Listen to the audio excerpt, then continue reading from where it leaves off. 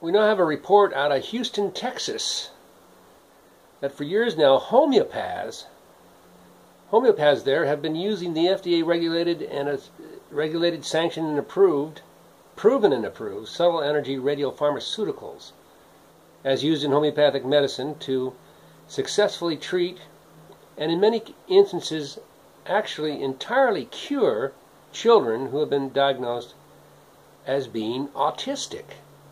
So we're having here some information that is suggesting that you can cure kids using homeopathy.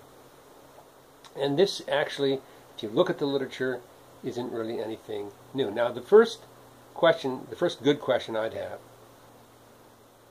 if I was new to this information, and any discussion that might follow it, is, why haven't I heard about this before?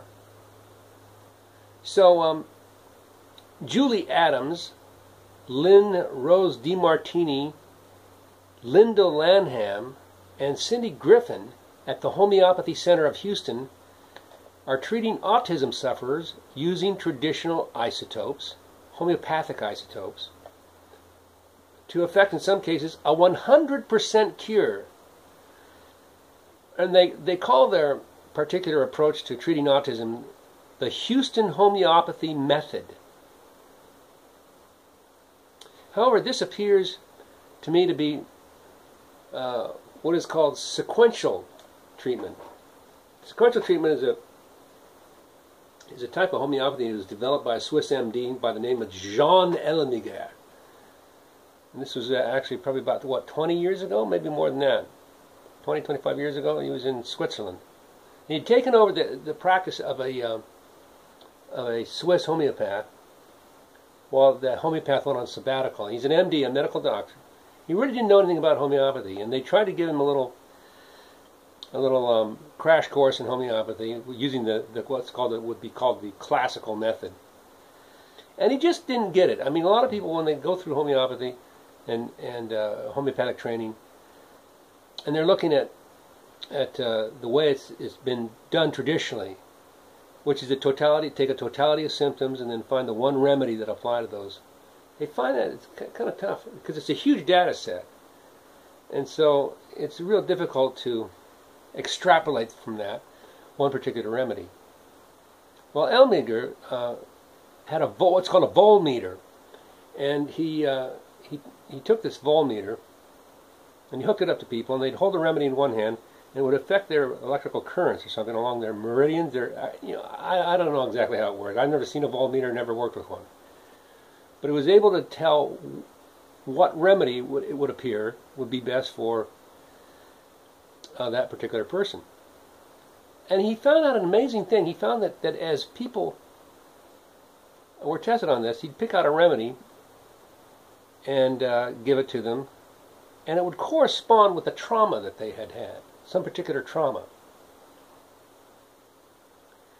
And what he found in developing a trauma history of a person, that the real problem started when they got vaccinated. And this is was a entirely unexpected result of this. He wasn't looking to do this, as far as I could tell. You can read about this in a book called Rediscovering Real Medicine by Jean Elmiger. That's Jeanelmiger, like Elmiger would be the American pronunciation of it. So Elmiger developed what he called the anamnesis, the past life remembered. And as people took these remedies, these homeopathic remedies, things would pop up for them as to something that they had forgotten about, some little trauma or something. But the key trauma, where the real problems began was in getting vaccinated. So he began to give these people these vaccines. By the vaccines, I mean he gave them the no-sode of the vaccine, the energetic extrapolation of it. So the isotope of that particular material, whether it be a pathogen of some sort or an animal mineral or vegetable substance that had been dynamized into a homeopathic remedy. See, this is what a lot of people don't understand. They think, oh, there's nothing in it. There can't be anything in it because all the molecules have been removed through dilution. So it's phony, it's fake, and it's magic water. Well, that's not true because they're not really aware of what would be referred to as it should be thought of as probably the fourth phase of matter. You know, you got your hard material phase. You got your liquid phase, you got your gas phase, but there's a fourth phase, that's the plasma phase, or the ionized phase. And as things go through this dilution process, it pulls these molecules apart and ionizes them. So you get an ionized solution. And so what we're dealing with here is not a chemical reaction, it's a nuclear reaction. And this is what a lot of people who think they're speaking for science just don't get when they say there's nothing in it. There is something in it. There is the ionized material, the starting material. There's also a process called transduction.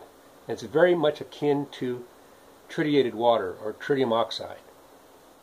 You know, super heavy water that is used in hydrogen bombs. So the next time they say, oh, there's nothing in it. Say, well, there's nothing in heavy water either of what you're looking for. Well, what it is essentially it's radioactive. So these are basically radiopharmaceuticals that are being used to treat these things, as in medical isotopes. And tritium oxide, which is pure water, is a medical isotope, recognized by mainstream medicine. So, anyway, Elminger developed, using these materials, found that he could actually kind of peel the onion back from the present time to birth. And sometimes people would even go into past life remembrances.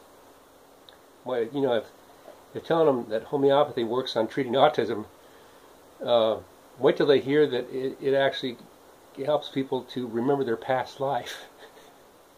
They're not kicking and screaming now, they sure will be when they hear that. So, anyway, so what he found out was that in every case of some sort of disease or a problem somebody was having, that the human genome was having trouble coping with was because of vaccinosis. And this is a word you don't hear very often. But everybody, I think, knows what it means. Now, you say vaccinosis to a medical practitioner, to a medical doctor, he knows what you're talking about.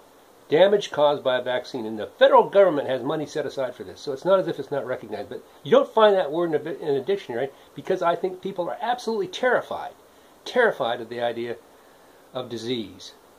And vaccination, which is essentially in its form of like cures like, homeopathic, vaccination has been probably the greatest medical achievement that mankind has come up with. It's entirely wiped out the smallpox epidemic.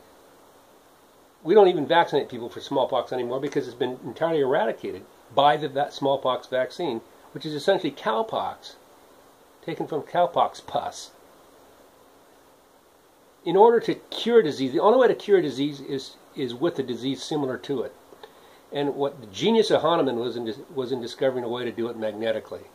That by extracting all the molecular material out of the solution, he was able to create essentially an isotopic solution of that particular material, whatever it was. And you can do this with disease atoms too, which is where epidemiology really has stumbled. It's using a crude form of homeopathy, but they haven't got to the next step, which is refining it into the ionized state. So that's where this thing is going awry.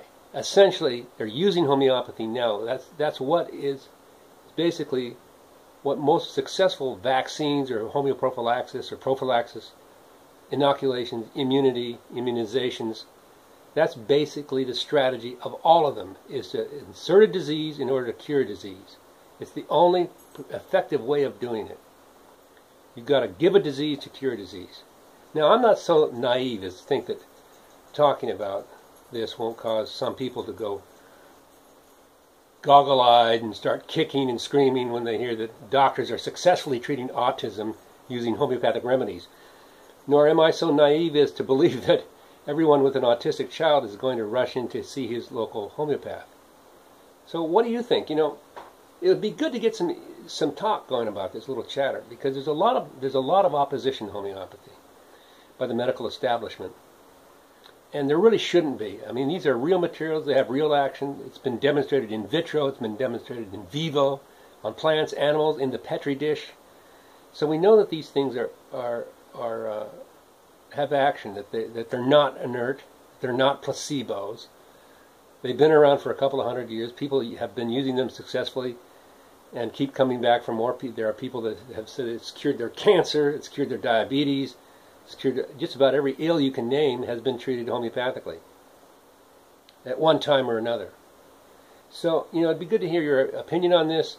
There's a lot of suppression of this information. They don't want you to hear. A lot of people don't want you to hear about it. There's an active campaign to stop you from hearing about it.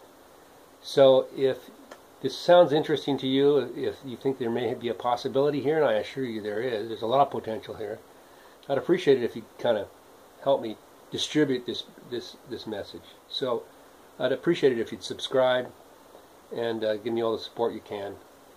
And let's start a dialectic on this. Let's start, you know, get this on a dialectical basis. That's where it gets interesting.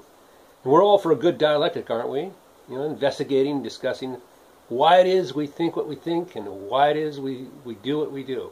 Okay? I want to know what your opinion is.